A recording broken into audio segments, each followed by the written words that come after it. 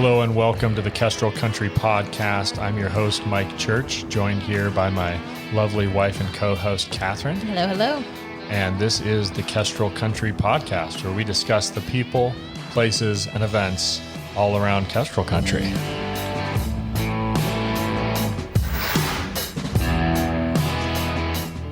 Let's get into the podcast today. Just messing up, or switching up the intro a little bit. It's good. It is good. Keeping it Keeping exciting. it fresh. Yep. That's right. So we are here almost to June. School's getting out.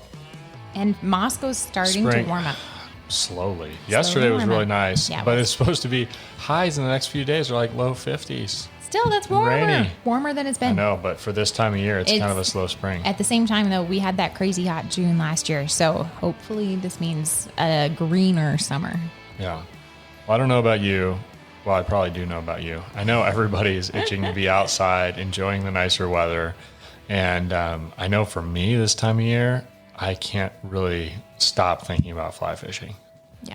This is, living here in North Idaho, it is the thing to do, the place to be, out on a river. Still pretty early, the water's going to be super cold, but it's just really exciting. We're sitting here in my office. Yep. There's a painting of one of our favorite spots to fish. Map of Idaho with all the rivers and everything. So it's really easy to get excited about it. So today, I interviewed earlier this morning, Isaac Grauke. Yeah. So it was fun to talk to him about fishing. He and his wife, Katie, been really helpful for us kind of learning more about fly fishing. Well, introduced me to fly fishing. Yeah. Yeah. I don't think I would have done it without Katie and Isaac. Because I am not a good teacher. That's the truth. Katie's a fantastic teacher. No, you're good. But I don't think that I would have, I don't know. I don't think we would have gone together without Katie and Isaac. Yeah. We're on a couple And I'm trip. very, very grateful that and I kind of had to drag you Yes, you out did. there. Absolutely had to drag me out there. I was not excited about the first trip out there, but then turned out it was incredible. And it's really fun and still really hard to stand in the middle of the river. I'm not very good at it. But it's just gorgeous when you're out, and it's very calm and it's not, at least it never has been in our experience, crazy, ridiculously hot. The river always cools you down. Yeah. Well, and it's gorgeous. And you went from no fishing to being by yourself, fly fishing in a river in North Idaho, catching the fish yourself, taking it off the line. Just because you're by yourself screeching. And no one is able to help you unhook this poor fish. You did it. You did it though. Yeah. It's awesome. It's pretty funny. So yeah, we're excited about it. And it was a fun conversation. We talked about kind of how he got into fly fishing and then how our paths kind of intersected with fly fishing. And a lot just about the basics of how do you get into it? How do you get your kids into it? It's one of the things we talked about. So yeah, it should be, it's a fun conversation. I wasn't part of it. And yeah, it'll be, just encourage you to get out, try it, go to those fly shops, go to those different places that Isaac mentions in the podcast, learn more about it, get out there and enjoy, the amazing rivers that North Idaho, has to offer. Really all of Idaho. That is one of the things my favorite thing about in my office is this huge map of Idaho that shows all the rivers and creeks and tributaries. And there is so much river here in Idaho, and it's definitely especially for new people to the area. We talked about that with Kirk Brower too, on the Whitewater one. Yeah. And this is the time too. I know we're going down to the Selway pretty soon, and it might be roaring. We might not have a chance to fish, but maybe we'll see some people whitewater rafting. Yeah. So, anyway, let's get into the conversation with Isaac Grauke.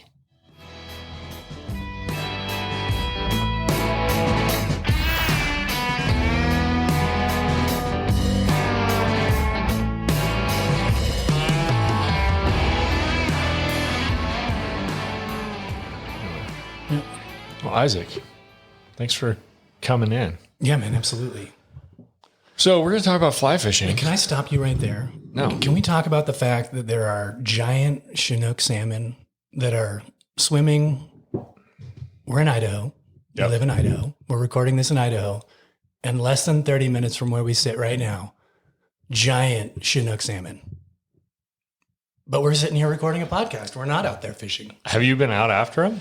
No, I just follow people who are posting all the pictures, and I don't have a boat, so there's that. Is that mostly confluence? That's what it looks like. Yeah. Jed went the other day, and he said he was going with a guy who had been catching a bunch, and they went and spent like 6 hours and didn't get a bite. Oh no! And then like the next day, the guy went back without him and limited out. It's like that's the way it works. But it drives me crazy that people don't even really know about it. Even people who fish. I mean, I love to fish, and yet I don't know why I don't go after them.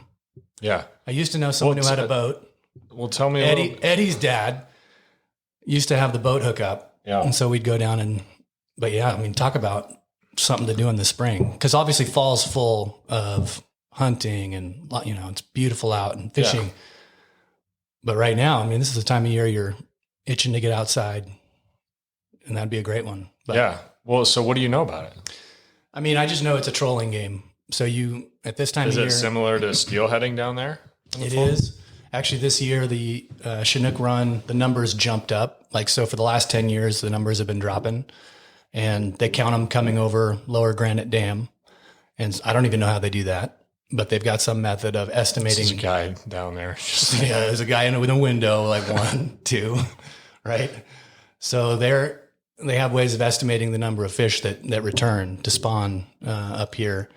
And anyway, this year was a big spike. So really good return. And obviously there's tons of factors that. And it's usually this late? This is when they come. This time of year? This is it. This is springers. Yeah, I didn't even know Spring that. salmon run. There you go. Yeah, because we get into them in the fall. Sometimes you'll catch them when you don't even mean to if you're out targeting steelhead or whatever. But yeah, there's a whole spring run. So I probably shouldn't tell people. The guys who actually fish them are like, shh, don't do that. That's the deal with fishing though in general. I know. Like someone's going to be upset after this podcast about something that we talk about. Yeah. Well, see, the thing is though, if we don't get new people into it, then it's going to die, right? It's like you got to 100%. Like my the guy I used to fish with back in Michigan, he had this hat that said, "If you can read this, you're fishing too close." Yes. And like he taught us to say when we come back, from fishing, this is all like lake trout fishing and stuff. And if somebody was like, "Oh yeah, wow, where'd you get that fish?" Be like, right here in the mouth. Yeah. Like that's where I got him. I like to say here in Idaho. Yeah. In Idaho, in the woods. Yeah. People, the uninitiated, right, with hunting, the same thing. Like, oh, where'd you shoot that elk? Like, yeah, I was in the woods, So like, you don't want to share specifics, but at the same time, I think part of what I was hoping to talk to you about today was just how'd you get into fly fishing, and what are some ways for people who are interested in getting into it to just kind of, pardon the pun, but wade into it, right? And how do you how do you get started? Because I think it's really intimidating, and I'm like novice level for sure. But it's intimidating. There's a lot going on, but I think that's part of what makes it really fun, is that there's so much more to learn. It's not like, just plunk a worm in the pond and wait and see what happens, right? Yeah, and I totally agree with you. I think it's important to share the outdoors with people who've never been out there, want to spend time out there. That doesn't mean you got to give up your honey hole, but you got to give people enough information to be successful and to be excited to go out. I grew up in the Seattle area, and my dad is Dr. John Grauke, who some people know. He was a doctor here locally for a long time, but he moved us out here in 94, 95. So I was 12, and he grew up in Texas. So loved the outdoors down there, but kind of a very different type of outdoors. So when he moved here, he was ready to get into all the things. And part of that was rivers, and his partner, Bert Breitzman, who people might remember as well, had an old NRS raft that he gave my dad. And so like our first, adventures were going out on rivers on that NRS raft and floating. And then I think Bert gave us like a box of these flies that actually he gave us a bunch of different fly tying materials. And we just went out and we're like, well, fly fishing. Yeah. Let's do that. That's amazing. Is that the same raft they still have? Or you still have? Yeah, I've kept it up for 20 years, and NRS makes those really great pumps that you can take with you. And so it's now, about 3 years ago, I stopped trying to keep it up. I'd patch it and then we'd be floating and then you'd be pumping as you're floating and, topping it off. But no, there's a lot of exploring that you can do on a raft. And those are some good days. Yeah. So you guys came over and kind of just tried it then.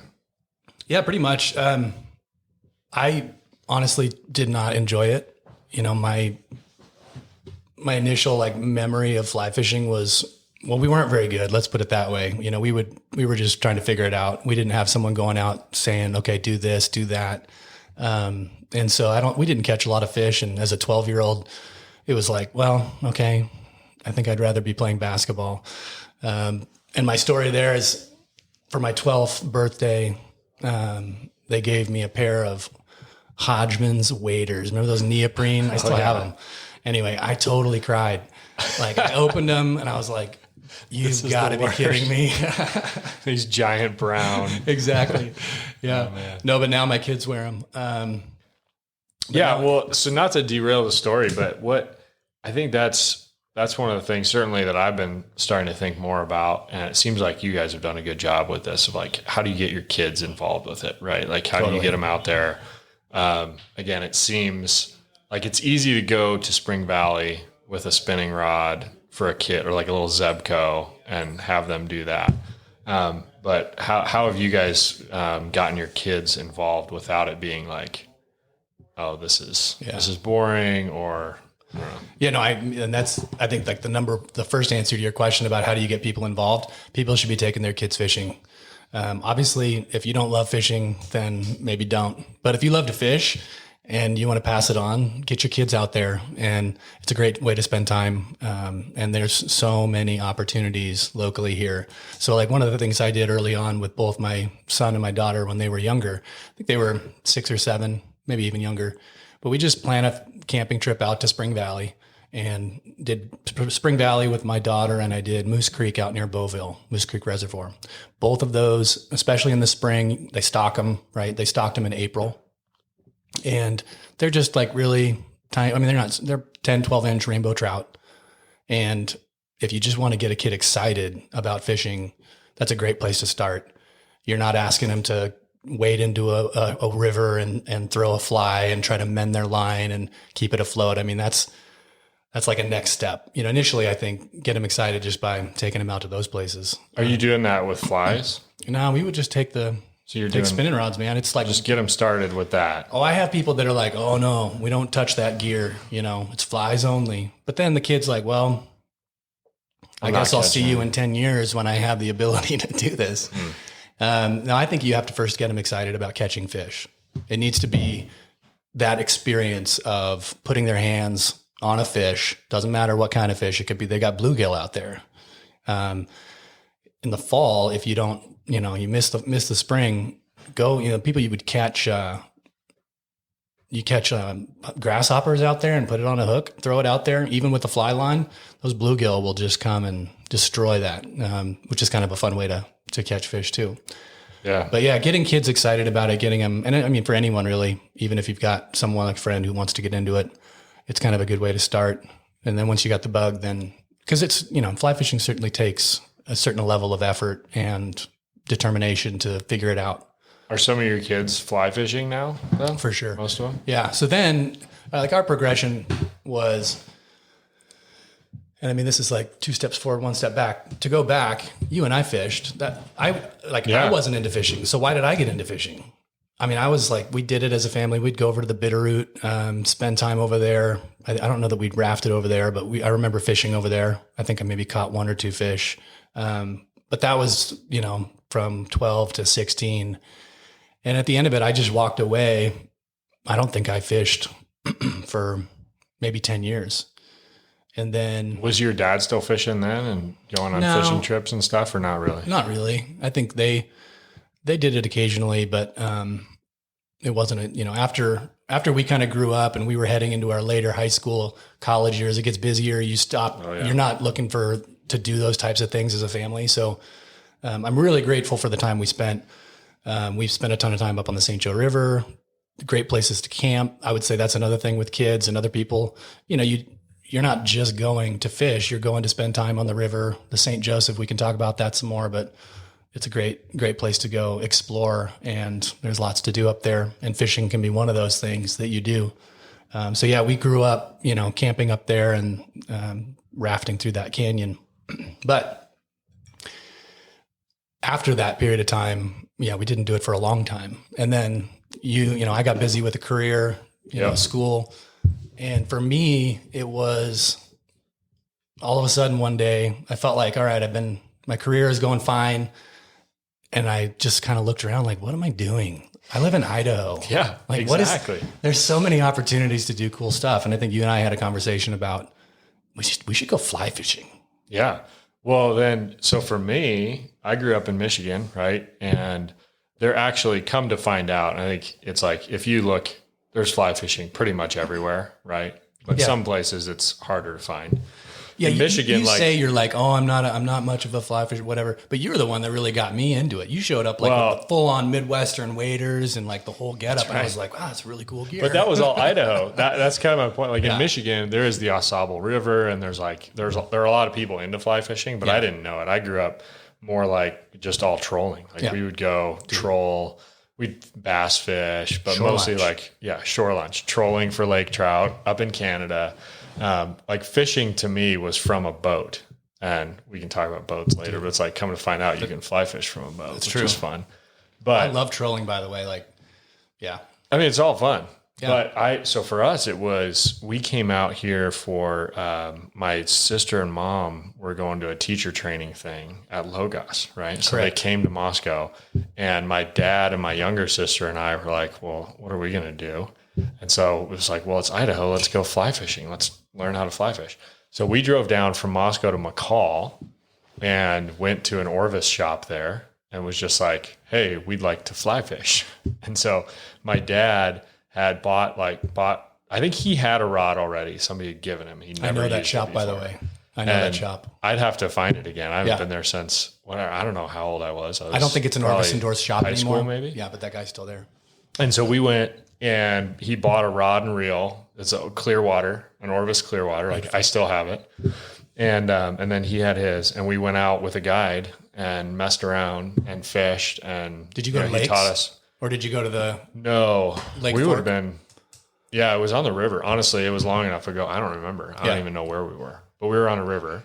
And so we went with him, kind of learned the basics of how to cast, and did that for the morning, and then fished a little bit that afternoon by ourselves and caught a few fish. And I thought it was awesome. Like, this was really cool. I love fishing. Growing up, I loved fishing. Like that was my thing. But all again, like trolling and stuff. Anyway, so it was the Idaho connection. I went back to Michigan, and then for a couple of years in high school, like in the summers, we'd be up in northern Michigan. I'd find like a creek or a river and like just go mess around trying to fly fish in it and stuff. But then came out here and for college and did a little bit, but mostly like Spring Valley. Honestly, it was like, go out with a fly rod and catch some bluegill or catch some of those little rainbow trout. And then I feel like it was kind of a thing. Well, I can't remember if it was before you and I went on that trip to Montana or not, but went to out kind of the North Fork and did some fly fishing up there, and had just a blast. Like hiked way in, and it was like I had like literal duck hunting waders, like duck camo. And it was hot, and like hiked, swampy, hiked these things in a backpack, and like it was kind of miserable.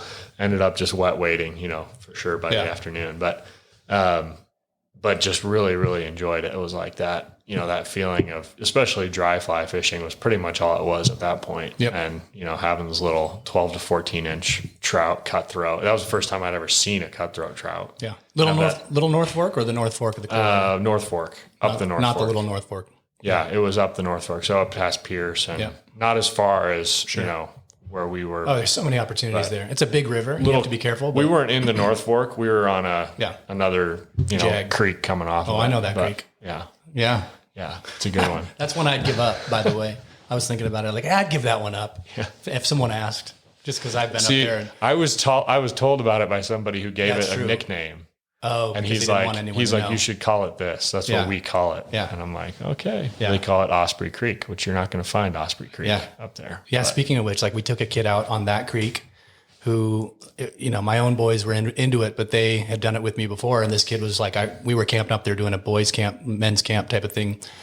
And he had never fished, but he wanted to fish. And that was a creek that, you know, you find these small tributaries, and typically if you find the pools, there's going to be active fish that really, they're not as picky. They're ready to eat. And if you are hiking a little bit, that helps. But yeah, those are some of the best. Like that's a great place to learn, because you're going to, you know, you could fish all day on a river where the fish get maybe pressured or they're looking at a lot of flies. And then you go an hour before you get a fish that hits your fly, and you miss it because, you know, you haven't developed those reflexes. But go find those little creeks, small fish, eager, throw the fly out there. I did this with my kids on the Little Joe, and they all caught fish. Like that was one of the places where when I was ready to say, okay, you're interested, you want to do this, now let's show you what fly fishing is all about. That's the kind of scenario I look for. That's the kind of creek. And that, because you miss again, and they keep coming back, and they keep coming back. And usually they'll hit them hard too. I mean, they're not like a mature fish might, you know, give it a refusal or kind of check it out, but not give you a full hit. And those little fish just hammer it. Yeah. So that's fun. And they're fun. Oh yeah. Yeah. I still love catching little tiny fish. I do. It's awesome. Yeah. So yeah, we talked about doing this fly fishing trip. Mm-hmm. Yeah. Rock Creek. Yeah. Montana. I think we got on, we decided on Montana because we knew a guy in Missoula who had fished a lot more than we had. In fact, I think he was in guiding at that point. So he was isn't that right? Yeah. I don't know if he was at the time, but he definitely had guided up there. Yeah. Yep. So we went to Missoula, which is an amazing place. I just saw rivers. Taylor 2 days ago, by the way. Okay. He was in town. Oh, nice. Yeah. I haven't seen him in a while, but he still lives there, I think. Yeah. We should fish with him again. We need to do it again for sure. We missed the 10-year. He brought it up. We missed the 10-year anniversary. He ran into Jacob, and he was like, "Hey, I just saw Jacob, and yeah, we need to do that fishing trip again." That would be fun. I might be heading over to Rock Creek here in June. So, oh, nice. Yeah, I'm going to try to hit that salmon fly hatch again. But yeah, so we had a camper, my parents' camper. It was 2009. We were I don't know, late 20s. Yeah, 2009. Ready? Was it 2009? Yeah. Wow. Yeah. It's a long time Back ago. in 9. Wow. Back in 9. So we made that trip, Jacob and Taylor, you and I, Larson. Yeah. And then the goal was just like, well, Missoula's surrounded by rivers, Bitterroot, Clark Fork, Blackfoot, Missouri's not too far from there. And Rock Creek is a tributary of the Clark Fork, I think.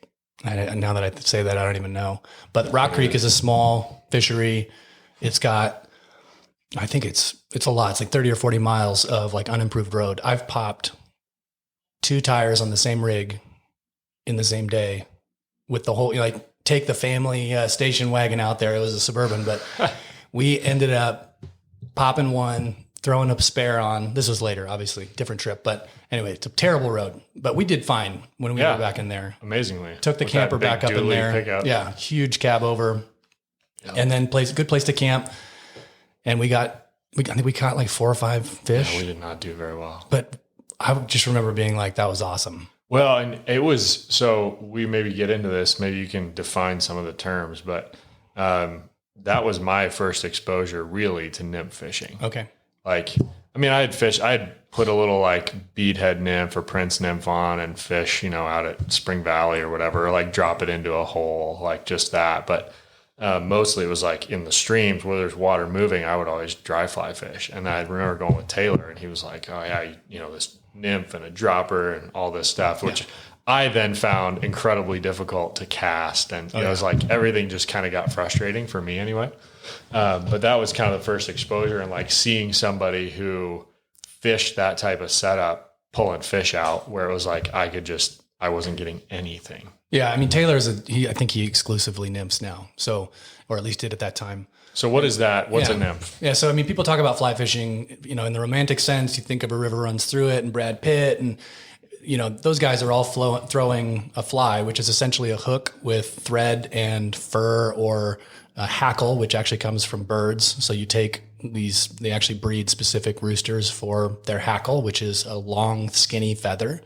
And then when you wrap that around a hook, it creates that little points of the feather sticking out all around that hook. And and then you tie it in, and it's a really difficult, precise, I'm terrible at it. But that's what allows you to throw this thing out on the end of a very thin line, tip it, attach to the leader, attach to the fly line. And when it hits the water, as long as you're not slapping it, it'll sit right on the water, kind of like a bug does. And bugs are out there flying around, laying eggs. That's when they're, in the air. So that's the dry fly. But then you talk about the nymph, that's actually an earlier stage of the bug's life. So they're in a nymphal stage, and I'm probably using wrong terminology, right? Hey, go read an angler's entomology if you want to know all about the different stages of a bug's life. But yeah, I mean, bugs spend time, they're hatched underwater. They actually swim around, and we refer to them as nymphs, and there are all different types. Some of them are really big, like a stonefly nymph is like a giant, there's caddis that actually make little cases out of rocks, and they float down the river. And I don't know what the percentage is, but it's a large percentage of a fish's diet. They're eating subsurface. You don't see them. Yep. You don't see them. They're just down there grabbing little things here and there. So when you talk about wet fly fishing and nymphing, you're talking about tying one of these little bugs on the end of your line, but it's a sinking line, or at least the bug has weighted. So, dry flies, you're trying to make it be as light as possible. With a wet fly, you're sticking a little weight on there so that when you plop it out there, it sinks. And then you'll put what fly fishermen call a strike indicator, which is really just a bobber. Further up the line. And then as you toss it out there, and you're right, it's difficult to cast, or it can be as you're getting used to it. I like to think of it as more of a wave, because you've got this huge setup out there. And sometimes you'll do like multiple flies on the same line. So you've got like 2 different hooks, you've got a bobber, it's weighted. You can't just cast it the way you would a normal dry fly. You'll get caught up on yourself. So I'm waving that thing in a way that just kind of keeps everything under control. But you're throwing that out there, and then those bugs sink, and you're watching your strike indicator as it floats down the river. And when a fish will take the nymph, then your bobber is going to sink, and that's when you set the hook. And there are guys that it's really easy to do from a boat. So drift, if you're in a drift boat, you can keep that thing in the water, and you're mostly going at the same speed, because you're kind of moving along with it. Right. Whereas when you're waiting, it's like, yep, it's a constant. Yeah. And you're dealing with like bushes in the back, you don't have a ton of room often but if you are targeting a run that, like where a river's cruising along, it's over the rocks and then it dumps down into a trough. Oftentimes fish will hold in those little pockets depending on the time of year. And if someone knows that, and they know that on a specific river, they can go, throw that nymphing setup and just time after time, throwing it through that little run, picking up fish. And because you can catch lots of fish in the same place using that method. So it's really effective. I think for me, it's like, I'm never just going to nymph. I'm never going to just be dry fly fisherman. I like to have it as a tool. It's good to know about. If you want to get into it, Tactical Fly Fishing is that book by that guy who was a competition angler. That's the Euro nymphing. Yeah, it's Euro nymphing. So it's a little bit different. But if you want to just understand, what's cool about that book is that even if you're into nymphing and you've done it a lot, that book teaches you about what's really happening subsurface and how to target fish. And yeah, we don't have to get into the Euro nymphing thing, but that's kind of was popular in the last few years. Yeah. Yeah, that's cool. I think one of the things for that, like what you just described, one of the things that's fun about fly fishing is that there is so much going on. Like for some people, like you said, I love trolling. Like I could sit in a boat trolling all day and bring up fish. Like it's enjoyable. But there is something that's cool about fly fishing is even if you're not catching fish, you're constantly doing stuff, right?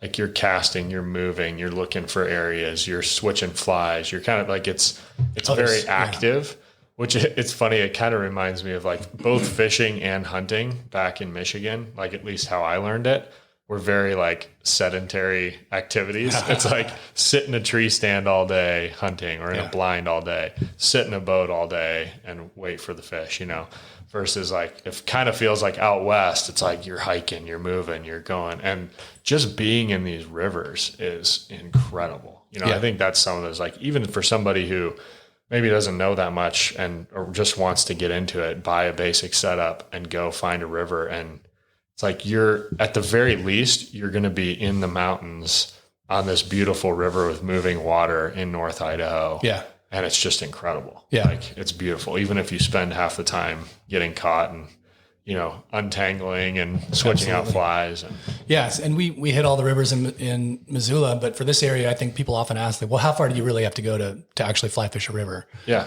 I mean, 2 hours is kind of that's my, generally speaking, you're either going up to the Joe, you're going down to the Lock, South Selway, North Fork of the Clearwater. And that's not even really hitting a lot of the salmon and steelhead rivers, like Little Salmon, you know, the Clearwater, the Snake. And people fly fish on the Snake and the Clearwater, but that's a totally different game. That's spay rods, the big, long 14 to 16 foot. And there's a lot more skill. I'm not good at it, and I've done it a fair amount. So I would not put that as like a point of entry for someone. Yeah. But yeah, Grand Ronde down there in Washington flowing into the Snake. That's a awesome one for steelhead. But I think it's good for people to know, like, hear the names, go look it up. And talking about getting people into it, go talk to Tyler at White Pine. He's a guide, outfitter. He floats a ton up on the Joe. They know what kind of flies that you should take. They'll set you up with, you know, the full thing. Yeah. How important is that? Well, here's my thing. And I've done this with other stuff like bow hunting. We spent years, you and I, just like wandering around in the woods, and it was fun. Yeah. But we probably could have been more successful. Probably wasted a lot of time. Yeah. Yeah. Not everyone has the ability to go hire a guide for $600 a day, or you want to get that? You can get that. That's cool. I'll just take it. Yeah. Just go to the other room. I'll tell the story. Yeah, but I think, you know, $500-$600 a day. The reason why I like the idea of getting a guide, and I'll do this like when I go to Montana, or I fish the Yakima in Washington, south of Ellensburg, because you learn so much about the river. In one day, I can go and that's not to say the guides are sharing everything they know. You know, they often keep a little bit close to their chest, but it's an opportunity to just ask questions and like, okay, what's the deal? What times a year, you know, when is the dry fly fishing pickup? Guides always want you to nymph. That's one thing to be, you know, they usually want you to nymph because, especially if you're new, it's a little bit easier point of entry and it's easier for them to control. So if you want to dry fly fish, you kind of have to be like, say it, I want to dry fly fish. Make sure. Now Tyler's good at that. White Pine, the guys up there, they're floating the Joe. They're going to have you throwing dries, no problem. But I've seen that in other places where like, they're like, we're not going to do dries today. Why don't you just nymph? But yeah, talk to the guides. For the longest time. But it is important. Fly selection. Oh, yeah. It's huge. Is important. Because that's one of the things I think that was weird for me learning about it, was seeing something where it was like, you could be throwing a fly in the same spot over and over. And this actually that goes back to that McCall trip. First time I ever fly fished. We were fishing after the guide. We were just, you know, throwing flies and like just nothing over and over. And this guy came down and like threw a fly into the water and caught a fish. I was like, what the heck? And I asked him, he was a nice guy. I was like, yeah, what are you using? He told me what he was using. What are they biting on? I was like, oh, I've got one of those. Switched it, put the fly like first cast, boom, caught a fish. I was like, oh man, like that's really important, which is kind of crazy, but yeah. Oh yeah. So fly selection, just changing flies. You can catch a fish on a fly. This happens up on the North Fork. We've talked about this. You'll catch a fish on a fly and you're like, great. And then you'll keep throwing that fly and then nothing and nothing. And you'll change flies to something else. And you catch another fish on that fly. There's still fish there. That's one of the things that... Yeah, there's fish in there. If you want to nerd out, go buy snorkel gear and swim some of these rivers and look at where the fish are, because they're there. And we just don't know how to catch them or what they are wanting at that particular time. But for the longest time, we would go out on rivers, growing up, and we would just be like, well, we got our selection of flies here and we're just going to kind of throw stuff. There might not even, I bet you we fished stuff that like did not exist in that river system. So I feel like it was a changing point for me. Silver Bow Fly Shop up in Spokane Valley they put out reports online. So you can go to Silverbow website and just like read about if you want to go up to the North Fork of the Coeur d'Alene. Well, what are they catching fish on at the North Fork of the Coeur d'Alene? And they got it out there and they publish the flows. That's the one thing. There's a lot of stuff to figure out when it comes to the time of year. Spring fishing, you're dealing with runoff, the snow's melting, the rivers bump up. Some of the best fishing we've had is granted from a drift boat, but like March and April can be dynamite. May can be really good. June can be great, but at some point the river's going to blow out and you got to track those flows if you're going to go out in the springtime, anytime before July, really. If there's been a big rain, any of those things can, and some rivers will actually blow out. And that means that there's a lot of sediment that comes down the creeks that are filling that river. And then the river turns off color. Like the St. Joe doesn't really deal with that as much. But there are rivers that if you are going to fish the day after a rain, it could be a beautiful day, but that water, Yakima's this way, it'll be off color and the fish don't have the visibility. So certain rivers, they're tracking like what's the level of visibility that you're dealing with that day. But that's where your fly shops are really helpful. And there's so much information online.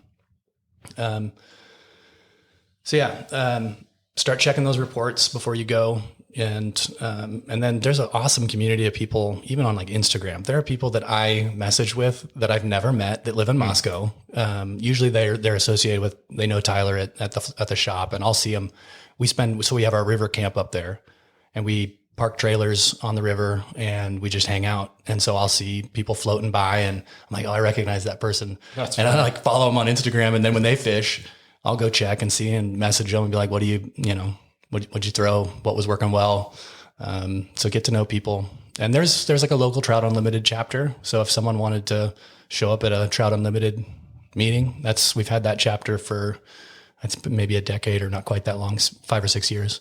So you can get involved in. Yeah, there's Palouse fly casters. There's like a club locally. They do some lessons and stuff. You can learn how to cast. Go spend time and maybe start by serving a little bit. Like go do some service project. And while you're doing that, ask like, well, where do you like to fish? Like, do you have any item brand new to this? But you meet people, you spend time with them, serve with them, and you'll have an opportunity to ask questions. Backcountry hunters and anglers. I don't think there's a Palouse chapter of some kind. I think it might be based out of Lewiston, but that's another group. Yeah. Yeah. What are you looking forward to this year? Spending more time on the Joe for sure. That was kind of the river that we grew up spending the most time on. And, I'm actually this weekend taking the trailer up there. So I'm going to put that in, set up camp, and the jet boat races are this weekend. So they're running jet boats up the Joe. This is what is today, the 27th. So that's on Friday, Saturday. Today actually starts today. Yeah. Nice. All through the weekend. You're probably not going to get this podcast out there quick enough for people to take advantage of that, but I don't know. Every year. I don't know. We're pretty fast. We'll see. Yeah. What about one thing just to touch on real quick?